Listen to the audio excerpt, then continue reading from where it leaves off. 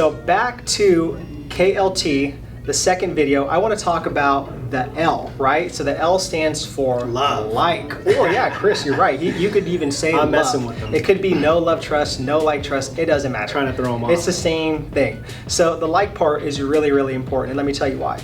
This is because this is where my method of VIS comes in, right? VIS. So V stands for valuable, I stands for intentional, S stands for shareable. So let me break that down for you. So V is valuable. So what do I mean by that? So I'm talking about creating badass content that is quality, right? So think quality over quantity. Don't post just shit content to where people don't care about. They're just gonna be swiping.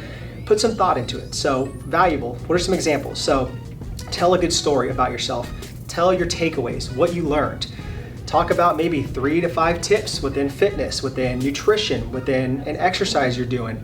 Give them 3 of those tips that they can go and apply and execute on their own. Always think about giving some sort of takeaway or some sort of, tips that they can leave with and be like, wow, this post, this message was extremely valuable. I can't wait till this person shows up again with their video or their post. So valuable, very important.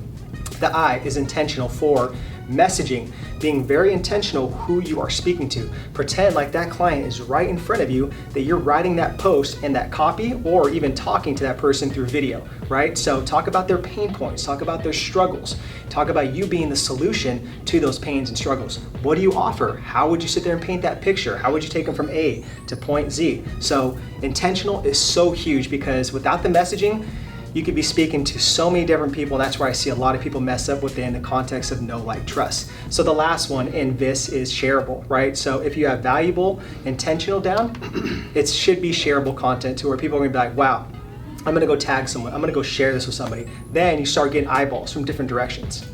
So some practical take-home points for getting people to like you or even love you, like I said, is carving out some time to actually get really, really creative for your social media content so that you can actually really be under that umbrella of the VIS score model, okay? So I recommend taking at least just starting 1 hour per week. That's it. Maybe on a Sunday, maybe first thing on a Monday, maybe first thing in the morning, just carving out an hour to where your mind is just there being able to write really, really good, valuable, intentional, shareable posts. Maybe once per month you sit there and go out there and batch up all your videos so you can sit there and save time that way.